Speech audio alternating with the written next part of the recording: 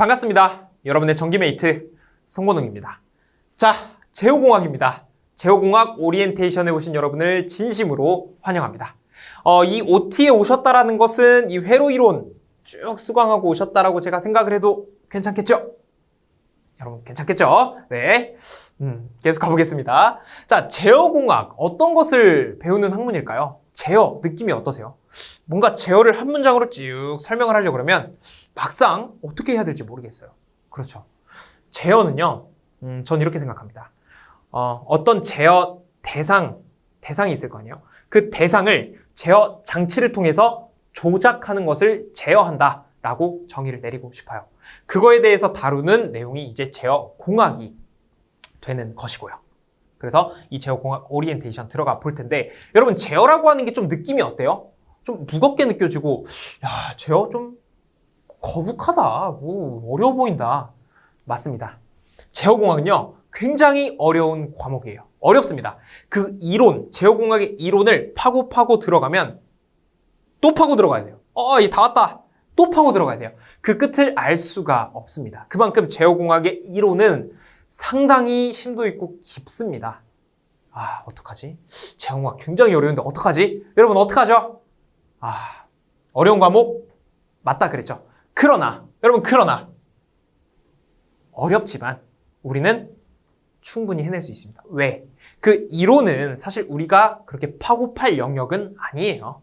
우리가 할 영역은 아니고, 우리가 할 영역 안에서는 충분히 우리가 다룰 수가 있더라. 그래서 제어공학은 어떻게 보면 효자 과목이라고 할 수가 있습니다. 아니 왜 제어공학이 효자 과목입니까? 아까 방금 한 10초 전만 해도 엄청 어렵다면서 갑자기 효자 과목이라고 하면 어떻게 하는 겁니까? 라고 하실 수 있죠. 맞습니다. 맞습니다. 그런데 효자 과목이 맞아요. 왜 그러냐면 그 이론을 우리가 다루긴 합니다. 그러나 엄청 그 깊은 곳까지 들어갈 필요도 없고 그렇게 하지 않아도 되고, 우리가 적어도 배우는 이론 안에서 제가 찝어드리는 주제 포인트별로 여러분께서 쭉쭉 정리를 하시고 장착을 하시면 이제 우리의 실전은 뭡니까? 문제풀이죠. 문제풀이 가서 우리가 편안하게 너무 좋은데? 모든 문제가 제어공학처럼 나왔으면 좋겠는데? 라고 느끼실 수도 있어요. 높은 확률로 그렇게 느끼실 겁니다. 그래서 이 제어공학은 이론은 어렵지만 막상 우리가 전쟁터, 문제풀이로 가보면 괜찮네? 진짜 송건웅 강사가 한 말이 맞네? 이렇게 느끼실 겁니다. 그러니까 우리가 이론을 한번 쭉 다루면서 중요한 포인트들을 반드시 정리해 주시고, 그 정리한 것을 문제풀이에 적용을 시키면 반드시 제어공학은 효자 과목이 되는 기적을 만나보실 수가 있을 겁니다. 자, 여러분, 제어공학 떠날 준비 됐습니까? 우리 여행 가야죠. 우리 회로이론 때 했던 것처럼 여행을 떠나죠. 어디로 갑니까? 제어공학으로 가야죠. 여행 떠난다 그래서 설렜는데 또 제어공학으로 떠나자고 하네. 여러분, 우리 할 수 있습니다. 우리 여행 즐겁잖아요. 제어공학 할 수 있다고요.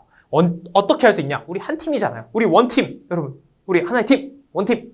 여러분과 저와 호흡을 맞추고 페이스에 맞춰서 이 제어공학이라는 여행을 떠나볼 거예요. 그럼 우리 뭐 해야 됩니까? 지금 회로이론 OT에서 했던 것처럼 우리가 여행하는 곳이 어떻게 생겼고 어떤 지역이 있고 어떤 특색을 갖고 있는지 높은 위치에서 한번 바라봐야 되겠죠? 그래서 준비했습니다. 제어공학의 목차입니다.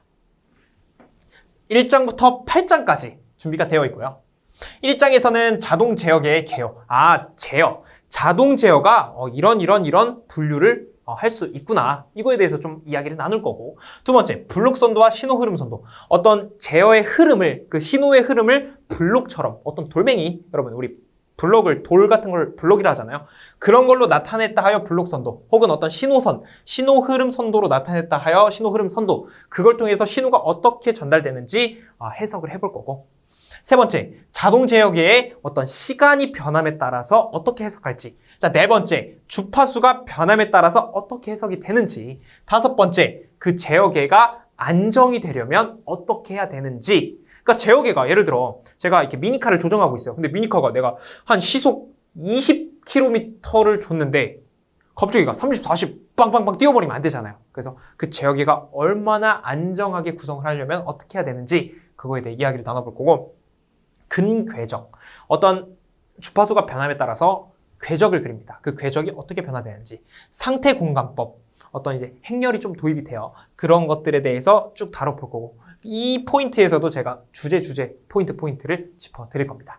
그리고 시퀀스 제어, 미리 정해진 어떤 동작을 반복적으로 하는 것을 시퀀스 회로라고 하죠. 그래서 시퀀스 회로, 즉 시퀀스 제어에 들어가는 어떤 소자, 어떤 부품, 접점 이런 거에 대해서 간단하게 이야기를 좀 나눠보려고 합니다. 그렇게 하면은 제어공학은 마무리가 되는 것이죠. 그래서 1장부터 8장까지 우리가 지금 높은 위치에서 어떤 것을 배울까, 어떤 특징이 있나를 간단하게 살펴봤습니다. 제어공학도 마찬가지로 회로 이론처럼 키워드를 제시해 드릴 거고요. 간단한 설명을 하면서 서론학습법이 들어가고요.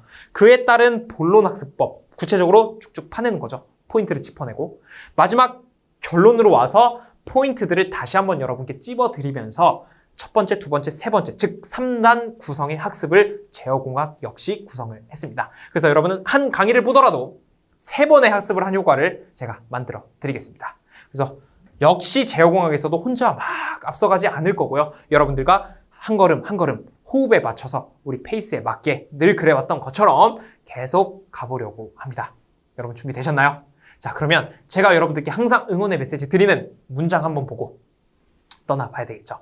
여러분께서 현재 꿈꾸는 일들이 있을 거 아니에요? 그런 꿈들이 아주 가까운 미래에는 일상이 되어 있기를 간절히 소망합니다. 그래서 저는 이제 이 오리엔테이션 시간을 마치고요. 본 강의에서 여러분을 기다리고 있겠습니다. 여러분, 감사합니다.